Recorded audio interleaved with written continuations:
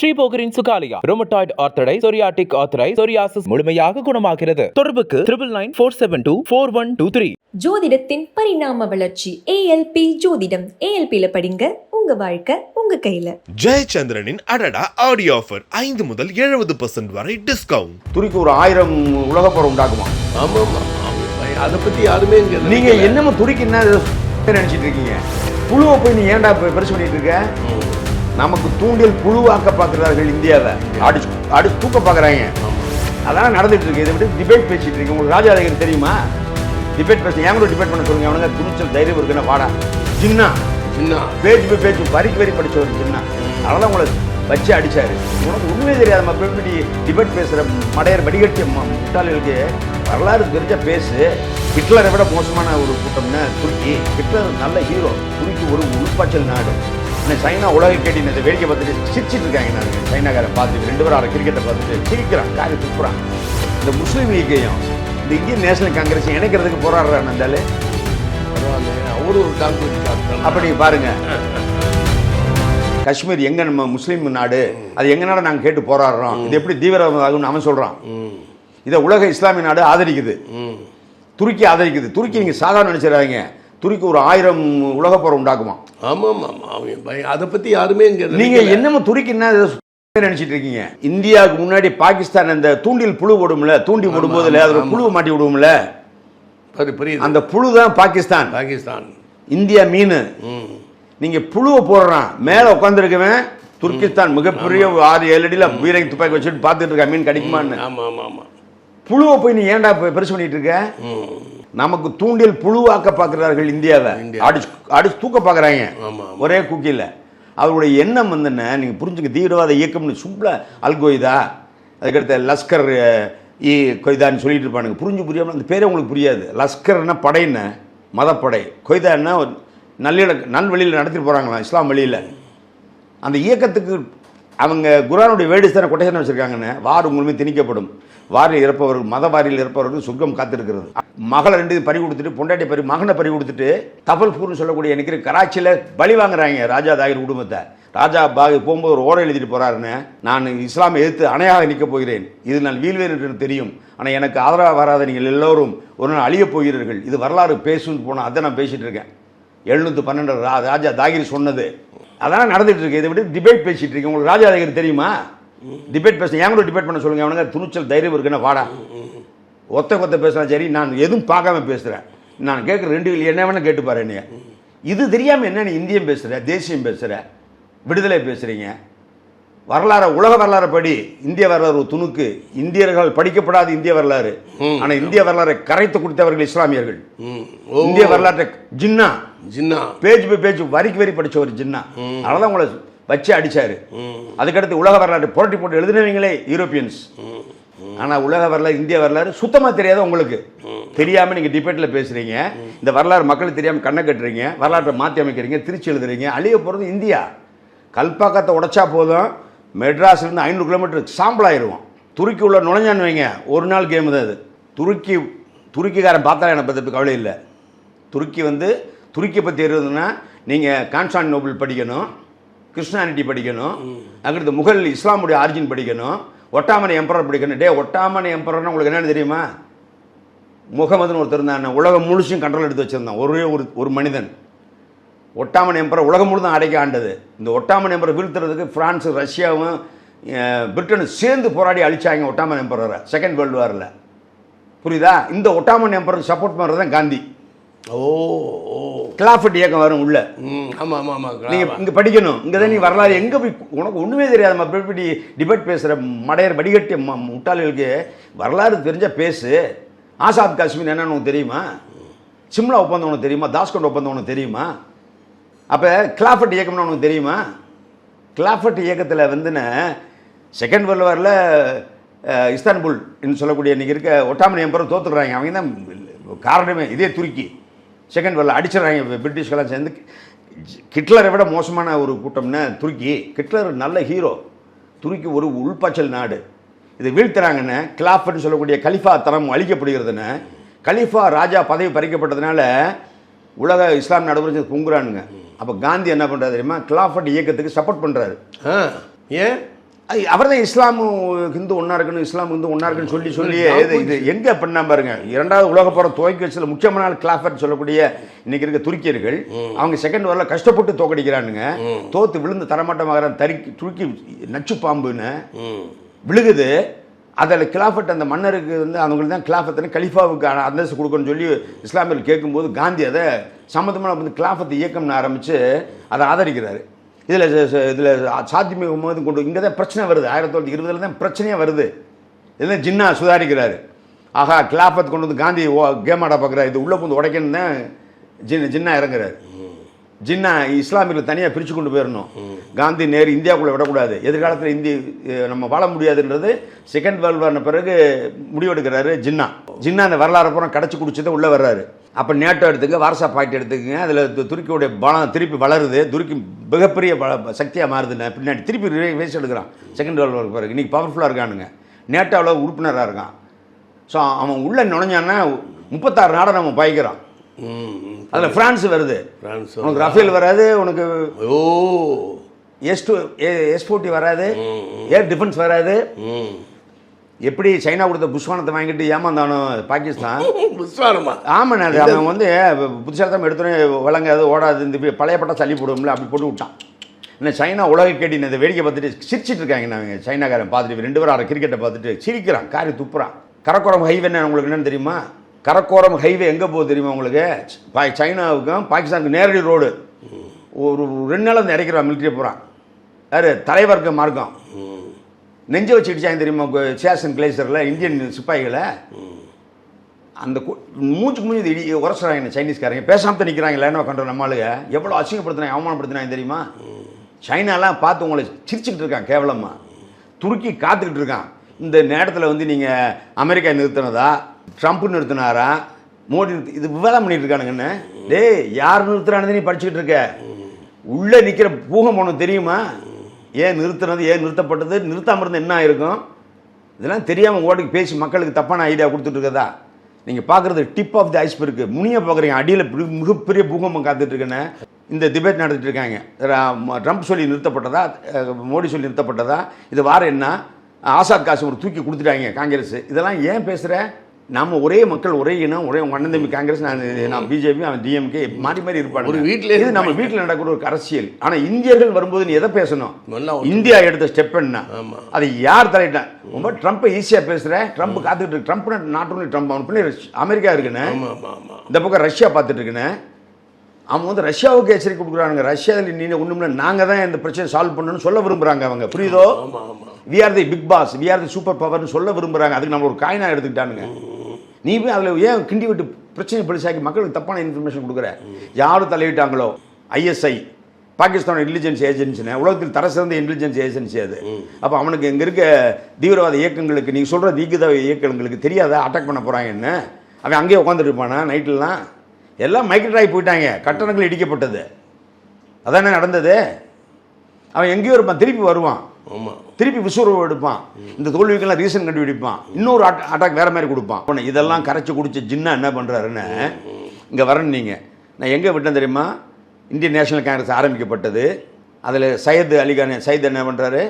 இதில் முஸ்லீம்களோட எண்ணிக்கை குறையுது, எதிர்காலத்தில் இஸ்லாம் இந்த நாட்டில் வாழ முடியாது இந்துஸ்தானில், அப்போ நமக்கு ஒரு அமைப்பு வேணுமே அப்படின்னு நினைக்கிறாரு. அங்கே தான் முஸ்லீம் லீக் வருது. பார்ட்டிஷன் ஆஃப் பெங்கால், சிம்பிளாக நினைப்பீங்க. அந்த பார்ட்டிஷன் ஆஃப் பெங்கால் 1905 வங்கதேசத்தை ட்ரையல் பார்க்குறான். ட்ரையல்னு இந்தியா பாகிஸ்தான் பிரிவினைக்கு முன்னாடி வங்கதேசத்தை இஸ்லாமியர்கள் அதிக வாழும் கிழக்கு பகுதியை கிழக்கு வங்காளம் என்றும், இந்துக்கள் அதிகம் வாழும் மேற்கு வங்காளம் பிரிக்கிறாங்க. என்ன 1905 நடக்குதுன்னு. அன்னைக்கே மிகப்பெரிய இஸ்லாம் முஸ்லீம் கலவரம். என்ன ஆமாம் ஆமாம் ஆமாம், பல 1000 பேர் செத்தானுங்க. இதில் தான் அமிதியன் செய்திலாம் ஒரு இயக்கம் உருவாகுது. அதாவது இந்துக்கள் அகேன்ஸ்ட் பிரிட்டிஷ் அனுசீலன் சமிதின்னு ஒரு குரூப் வருது. அதில் தான் புபேந்திரநாத் தத்தா, அரவிந்த் கோஷ் இவங்களாம் வர்றாங்கன்னு தீவிரவாத தமிழ் இயக்கம் வருது. அங்கே இந்திய இயக்கம் அகேன்ஸ்ட் பிரிட்டிஷ். இஸ்லாம் இயக்கம் வருது. இஸ்லாம் இயக்கத்தை என்ன பண்ணுறானுங்க, ஒரு கட்சியை கொண்டு வர்றானுங்க. எல்லாம் partition of Bengal, divide and rule. British இந்த பிரச்சனைக்கு மூல காரணம் பிரிட்டிஷ். காஷ்மீர் இஷ்யூ விதையை போட்டவங்க அவங்க தான். அதை புடுங்குற விட அமர விடம் பார்த்துக்கிறது அவங்க தான். புரியுதா உங்களுக்கு? அப்போ நீங்கள் வாங்க இந்த இடத்துல இப்போ 1905 பார்ட்டிஷன் ஆஃப் பெங்காலில் பிறகு இஸ்லாம் ஒன்றுபட்ட இஸ்லாமிய இந்துக்களும் பெங்கால் அடிச்சாகிறானுங்க. 40,000 பேர் அவுட். அதில் 40,000 பேர் வீடு இழந்தாருங்கன்னு சொத்துக்கள் எரிக்கப்பட்டது, திருப்பி கற்பழிப்பு, லூட் அடிக்கிறது, பணங்கள் பூரா திருடப்பட்டது. இது பூரா நடக்குது. இந்த டயத்தில் நீங்கள் வரணும். 1906 இந்துக்களோட சண்டை வந்து பார்ஷனா பெங்கால் நடக்குதுன்னு 1905 இங்கிலீஷ்காரன் திட்டமிட்டு போட்டான் பாருங்க. திட்டமிட்டு போட்ட குண்டு இன்னைக்கு வரைக்கும் காஷ்மீரில் எரிஞ்சிட்டு இருக்கு. இதை கல்பிட்டு இந்த பிரிட்டிஷ்காரங்க அதை புரிஞ்சுக்குங்க. பிள்ளைங்களை விட்டு தொட்டி ஆடிக்கிட்டு இருக்கானுங்க. இப்போ பிள்ளைகளை விட்டு தான் வந்து தொட்டி ஆடுறதான் வந்தேன். இப்போ புரிஞ்சுக்குங்க. சரியான பழமொழி உங்களுக்கு அதுதான். இது தெரியாமல் நம்ம கீழே நடந்துக்கிட்டு இருக்கோம். நம்மளுக்கு இது புரியாமல் பேசிட்டு இருக்கானுங்க.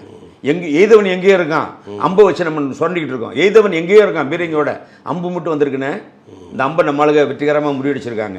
இன்னும் பெரிய அணு ஆயுதத்தை வச்சுட்டு பல பேர் காத்துட்டு இருக்கான். இப்போ வாங்க, பார்ஷனா பெங்கால் இஸ்லாம் இந்துக்களையும் மோத விட்டு வேடிக்கை பார்த்தாங்க. குள்ளநெறி மாரி ஆங்கிலேயர் மோதுனாங்க. 1906 இந்த படுகொலை நடக்குது. 40,000 பேர் அவுட்ன வங்காளத்தில் இந்துக்கள் முஸ்லீம்ஸ் 40,000 பேர் செத்தாங்க. அங்கேருந்து ஒரு அமைப்பு உருவாகுது, அமித்ஷிலன் சமிட்டி. இதெல்லாம் நீங்கள் பிரச்சனை. அமித்ஷிலன்றது இதெல்லாம் பெங்காலில் இந்துத்தின் சார்பாக அகேன்ஸ்ட் பிரிட்டிஷ் உருவாகுது. அனுசூலன் சமிட்டின்னு சொல்கிறது. அவங்க தான் நான் சொல்கிற புபேதநாத் தத்தா, சுவாமி விவேகானந்தருடைய சொந்த தம்பி டெரரிஸ்ட்டு. இங்கிலீஷ்காரன் சொன்னது டெரரிஸ்ட்னு, நம்மளுக்கு புரட்சியாளர்னு சொன்னோம். அதுக்கடுத்து பாண்டிச்சேரியில் ஆரம்பித்தார் அரவிந்தர். இவங்கெல்லாம் இந்த இயக்கத்தை கொண்டு வந்தாங்க. அனுசூலன் சமிட்டி என்னது அகேன்ஸ்ட் பிரிட்டிஷ். அப்போ இஸ்லாமியர் என்ன நினச்சாங்க, இவங்க இந்துத்துவமாக தனியாக ஃபைட் பண்ணுறாங்களே, அப்போ நம்ம என்ன பண்ணுறது, இவங்கிட்ட பாதுகாத்துக்கிறேன்னு முஸ்லீம் லீக் ஆரம்பிக்கிறாங்க. புரிஞ்சுக்குங்க. எங்க நீங்கள் எல்லாரும் முஸ்லீம் லீக் ஆரம்பித்து ஜின்னான்னு நினைப்பீங்க. இல்லை, முஸ்லீம் லீக் பார்ஷனா பெங்காலுக்கு பிறகு முஸ்லீமுக்கு மைனாரிட்டிக்கு ஒரு பாதுகாப்பு வேணும், ஒரு ஷீல்டு வேணுமென்றதுக்காக வேண்டி 1906 டாக்காவில் நடந்த ஒரு இஸ்லாமிக் கல்வி கருத்தரங்கில் முகமது சையத் அகமது கான் சொன்ன தத்துவத்தை எடுத்துக்கிட்டு ஒரு முஸ்லீம் லீக், முஸ்லீமுடைய கூட்டணியை உருவாக்குறாங்க. இதை உருவாக்குனது குவாஜா சலிமுல்லா வங்காளத்தினுடைய 4வது நவாபாக இருந்தவர். அவரும் உல்முக் அப்படின்னு ஒரு நவாப், ஆஹா கான், இந்த 3 பேரும் சேர்ந்து மிகப்பெரிய தலைவர்கள்னு. இப்போல்லாம் ஜின்னா ஃபீல்டுக்குள்ளே இல்லை. 1906 முஸ்லீம் லீக் ஆரம்பிக்கிறாங்க. குவாஜா நவாப், சலிமுல்லா இவங்கெல்லாம் சேர்ந்து ஆரம்பித்த இது என்ன, அதோட பர்பஸ் என்னன்றீங்க, மைனாரிட்டின்னு போடுற மைனாரிட்டி இஸ்லாமியர்களுடைய நலத்தையும் மதத்தையும் காட்பது இந்த அமைப்பின் நோக்கம் வச்சுட்டாங்க முத்தாய்ப்பு. இந்த இயக்கம் முஸ்லீம் லீக்னு விசுவப்படுக்குதுன்னு. இது அகேன்ஸ்ட் இந்தியன் நேஷனல் காங்கிரஸோட கொள்கைக்கு சம்மந்தம் இல்லாது. இந்தியன் நேஷனல் காங்கிரஸில் இஸ்லாமியர்கள் சேர வேண்டாம்னு சொன்னது இந்த அமைப்பு. நாம் தனித்து இயங்குவோம்ன்றாங்க. அதை முஸ்லாமியர் நலங்கெடுதணும். இந்த நாட்டில் எதிர்காலத்தில் மைனாரிட்டி இஸ்லாமியர்கள் வாழ முடியாது. நமது மதம், மொழி, பழக்க வழக்கம், கலாச்சாரத்தை பாதுகாத்துக் கொள்வது தான் முஸ்லீம்கள் கூட அமைப்பினுடைய நோக்கம். இதை புரிஞ்சுக்கிட்டீங்களா? இப்போ வருது மெல்ல. இப்போ உள்ள நுழைஞ்ச முகமது அலி ஜின்னா 1913 தான் இதில் மெம்பரே ஆகிறாரு. 13 ஆரம்பிச்சது 6, 13 தான் ஜின்னா ஒரு மெம்பர் ஆகிறாரு. ஒரு மெம்பரை முஸ்லீம் லீக்கில் மெம்பர் ஆகி படித்த பண்பட்ட பாரிஸ்டர்னு லண்டனில் படித்த மிகப்பெரிய அறிவாளின்னு காந்தி, நேரு, வல்லபாய் எல்லாம் கலந்த மூளை, ஒரே மூளை.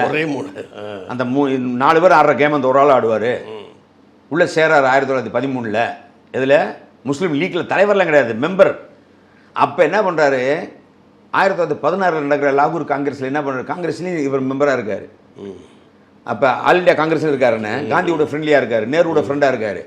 இந்த முஸ்லீம் லீக்கையும் இந்த இந்தியன் நேஷனல் காங்கிரஸையும் இணைக்கிறதுக்கு போராடுறாரு. இருந்தாலும் பரவாயில்லையே, அவரு ஒரு டாங்க் ஷாட் தான். அப்போ நீங்கள் பாருங்கள், ஒரு தேச முற்போக்குள்ளவர் இந்துக்களும் முஸ்லீமும் சண்டை போடக்கூடாது, பிரிவினை பண்ணக்கூடாது. முஸ்லீம் லீக் இஸ்லீம் நலங்காக்குற மாதிரி ஒரு கொள்கையோடு இந்தியன் நேஷனல் காங்கிரஸ் தேசத்தின் நலங்காக்குது. நமக்குள்ள இந்து முஸ்லீம் சண்டை வரக்கூடாது, ரெண்டையும் ஒன்று சேருங்க என்று சொன்னவர் தான் 1916 சொன்னவர் தான் இதே ஜின்னா. அப்புறம் இதே ஜின்னா எங்கே முரண்படுறாரு, எங்கே முரண்பட்டு தனி முஸ்லீமுக்கு ஆகிறாரு, இங்கே வாங்குறேன்னு நீங்கள் திருப்பி கிலாஃபட் இயக்கத்துக்கு வரணும். கிலாஃபட் செகண்ட் வேர்ல்டு வார் டயத்தில் இதே துருக்கி பிரச்சனை கேளுங்க. துருக்கி தான் அன்னைக்கு பிரச்சனைக்கு 3வது தடவை காரணமாக இருக்கு. அவன் எங்க பிரச்சனை அதை மூக்கு கொடுப்பாங்கன்னு, எங்க எவன் சண்டை போட்டாலும் இவன் ஆயுதத்தை நிற்பான்னு. அதான் அந்த துருக்கியோட கேரக்டர். துருக்கி புரிஞ்சுக்குங்க. அப்போ கிலாஃபட் இயக்கத்தில் வரும்போது கலிஃபாவுக்கு சப்போர்ட் பண்ணி 2ஆம் உலகப் போரில் கலிஃபாவோட பவர் பிடுங்கப்பட்டதுக்கு காந்தி வருத்தப்பட்டார். முதல் உலகப் போரில் அடிபட்டானுங்க. உங்களுக்கு தெரியும், 14 to 18 கிலாஃபட் அழிக்கப்படுது.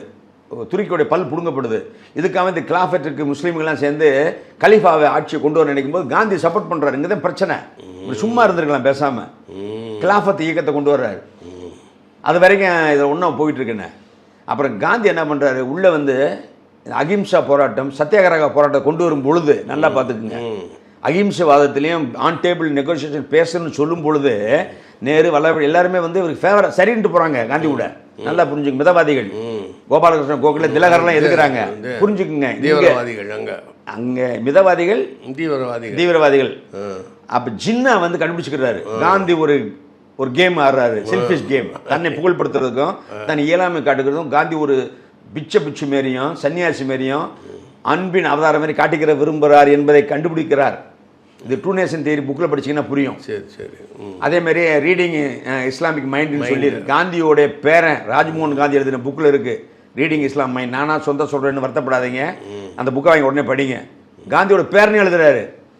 எங்கள் தாத்தா பண்ண சில தவறுகள்னால தான் ஜின்னா வெகுண்டு வெளியே போனார்னு எழுதியிருக்காருன்னு. அப்போ ஜின்னா சொல்கிறாரு, போராடி பெற வேண்டியது சுதந்திரம், வால் எடுத்து பெற வேண்டியது, நீ போய் சத்தியாகிரகம் அகிம்சன் பேசிட்டு இருக்கேன்னு தான் டிஃபர் ஆகிறாரு. புரிஞ்சுக்கங்கண்ணே. இந்த இடத்துல தான் காந்தி வந்து நேஷனல் காங்கிரஸை விட்டு வெளியேறாரு. ஓ சரி. இதே எண்ணம் உள்ளவர் நேதாஜி சுபாஷ் சந்திர போஸ். அவர் 33 அவர் நேஷனல் காங்கிரஸ் வெளியேறு. காந்தியோட டாமினேஷன் ஓவரா இருக்குண்ணே.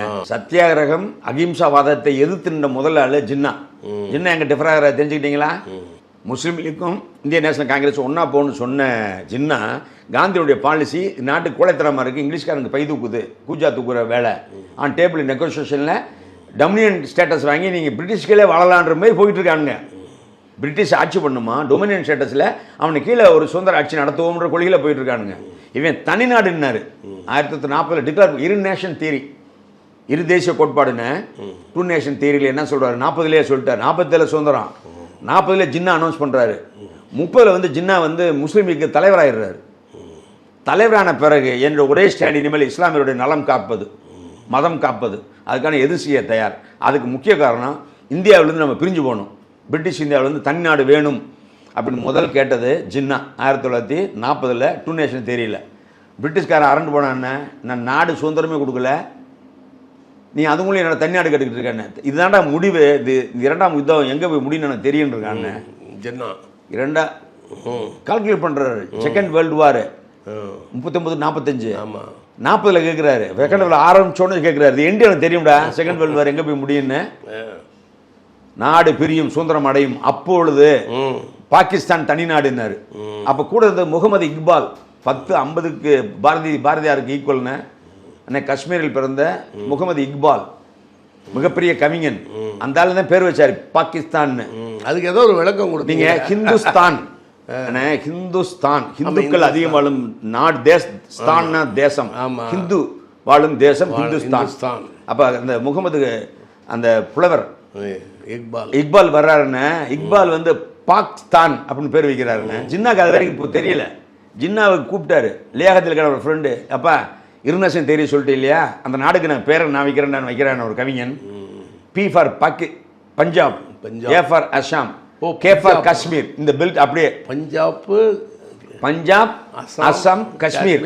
ஆமா, இந்த பெல்ட் அப்படியே 3 சேரு. பாக் ஸ்தான் தேசம் பூமி, இந்த 3 சேர்ந்த தினம் பாகிஸ்தான். அதான் பாகிஸ்தான் ஆனது. 40லே ஒரு நாடு பிறக்கிறதுக்கு முன்னாடியே பேர் வச்சிட்டாங்க. என்ன அதான் டூ நேஷன் தியரி, இரு நாடு கொள்கை. எங்களுக்கு ஒரு நாடுறா, அது இஸ்லாம் நாடு, முஸ்லீம் நாடு, அதன் பெயர் பாகிஸ்தான். நான் தானே அதை முதல் கவர்னர் ஜெனரல் டிக்ளேர் பண்ணிட்டேன். அப்போ லியாகத்தில் கூடயே இருக்காரு, அவர் தான் எதிர்காலத்து பிரைம் மினிஸ்டர் ஆக போகிறாரு. ஜின்னாவுடைய வலதுகையாக செயல்பட்டவர் தான் லியாகத் அலி கான், அவர் தான் first prime minister of Pakistan. Team பாருங்க ஃபார்ம் ஆகுது. முகமது இக்பால் அந்த நாட்டின் தேசிய கவிஞன். அப்போ நீங்கள் என்ன பண்ணிட்டு இருக்கீங்க, 40ல் புறா விட்டு விளாண்டுக்கிட்டு இருக்கீங்க. ஐயோ, காந்தி கடலைப்பால் சாப்பிட்டு ஜெயிலில் இருந்துட்டு தத்துவம் சத்தியம் நாட்டை வேற போக்கில் கொண்டு போயிட்டு இருக்காங்க, அகிம்சா போக்கில். இவங்க ஆயுத போக்கில் போயிட்டாங்க, புரியுதா? அப்பயே அவங்க சுதாரிச்சுட்டாங்கன்னு, ஆயுதங்களை கையில் எடுத்துட்டாங்க, வாருக்கு தயாராகிட்டாங்க, ஒரு தேசம் ஒரு ரத்தத்தில் உருவாக்க முடிவுக்கு வந்துட்டாங்க. இதே கொள்கையுள்ள நேதாஜியை நீங்கள் வெளியேறினீங்க இந்தியன் நேஷனல் காங்கிரஸை விட்டு. சுபாஷ் சந்திர போஸ் வந்து 10 ஜின்னாவை கவுண்டர் பண்ணக்கூடிய கெப்பாசிட்டி நேதாஜி சுபாஷ் போஸ் எல்லாம் சேர்ந்து காங்கிரஸில் வெளியேற்றுறீங்களே. காங்கிரஸ் தலைவர் அவர் ஜெயிச்சிட்டாரு, பட்டாபிராமனை எதிர்த்து. காந்தியோட பினாமி பட்டாபிராமனை எதிர்த்து ஜெயிக்கிறாரு. நீங்கள் என் தோல்வினார் காந்தி.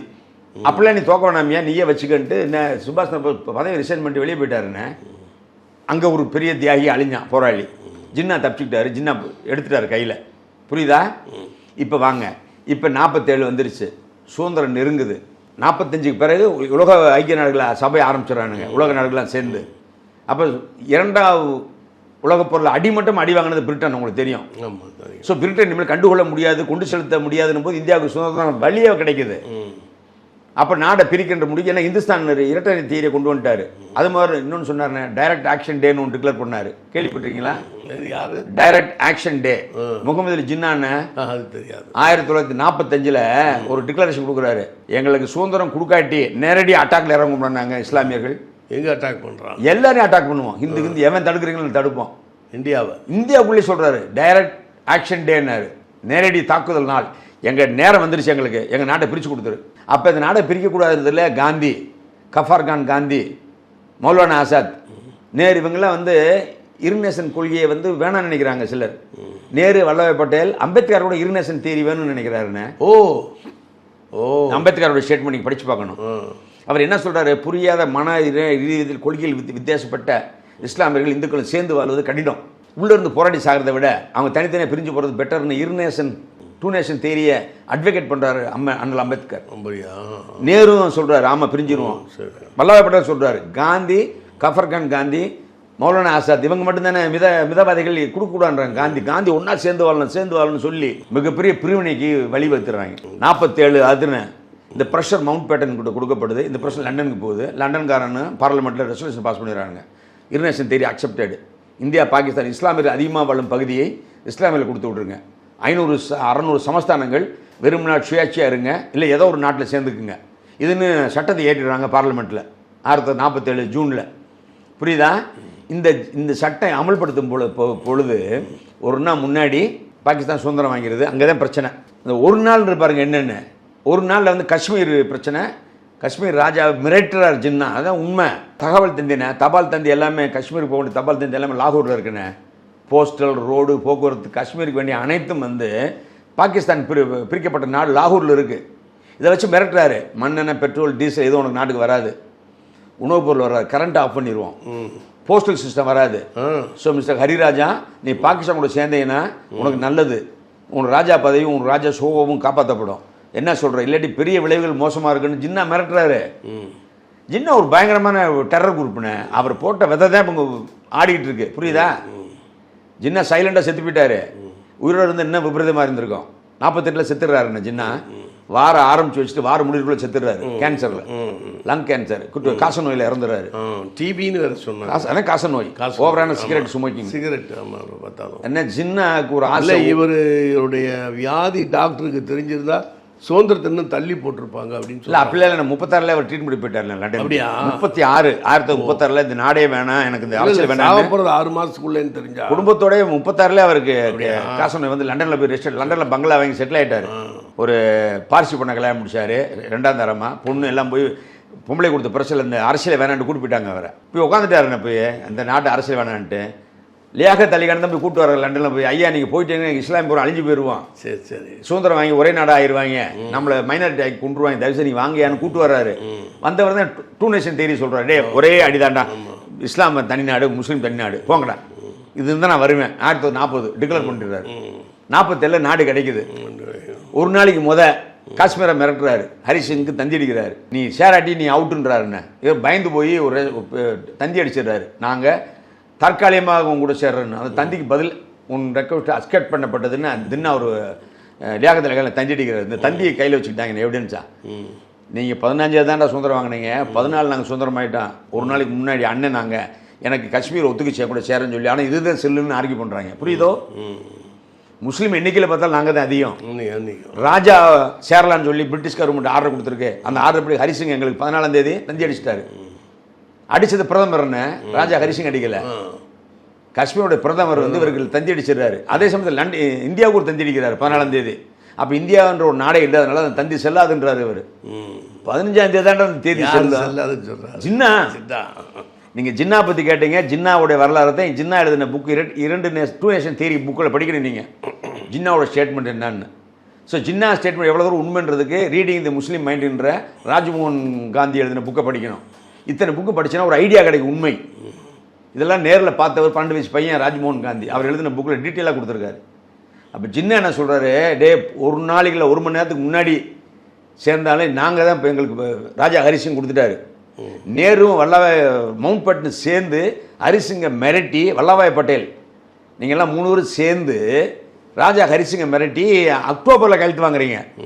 அக்டோபர் முன்னி நடந்ததா ஆகஸ்ட் 14 முன்னே நடந்ததான்னு கொண்டு வாங்கடான்னு யூஎன்ஓவில் கொண்டு போட்டுருவார் கேஸை. யூஎன்ஓ குழம்பி போகுது. நேரு காங்கிரஸ் என்ன ஆர்கியூ பண்ணுதுன்னு, அங்கே சேர்ந்தது டெம்பரவரியில் ஒரு கிளாஸ் இருக்குது, நாங்கள் இதை அனலைஸ் பண்ணி எங்கள் டேர்ம்ஸ் கண்டிஷன் ஒத்து வராத போது நாங்கள் நிரந்தரமாக எந்த நாடோடு சேருவதற்கு எங்களுக்கு தகுதியும் ஒரு கிளாஸ் இருக்குது, அதில் நீ படிச்சு பாருன்றது.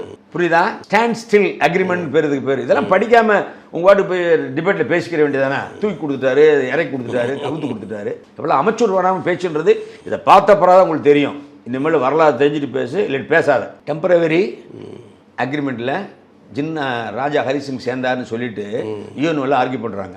அப்போ ராஜா ஹரிசிங் கொடுத்தது டெம்பரவரி ஜாயினிங் அக்ரிமெண்ட். உனக்கு கொடுத்து 14ஆம் தேதி தந்தி, எனக்கு 15ஆம் தேதி, எனக்கு 14ஆம் தேதி தந்தி வந்தது. ஆனால் 15ஆம் தேதி தான் நாங்கள் அனலைஸ் பண்ணி சொல்கிறதா சொல்லியிருந்தோம். உங்கள் ரெப்ரசன்ட் அனுப்புங்க டெல்லிக்கு பேசுவோன்னு சொல்லியிருந்து நேரு முறைப்படி செய்கிறாரு மவுண்ட் பேட்டனோட அட்வைஸோட. மவுண்ட் பேட்டன் என்ன சொல்கிறார், டெம்பரவரி என்பது சில கிளாஸில் தங்குது, பெர்மனெண்ட்டாக சேர்ந்ததை அக்செப்ட் பண்ண முடியும். அது அக்டோபர் 6 சேர்றாரு.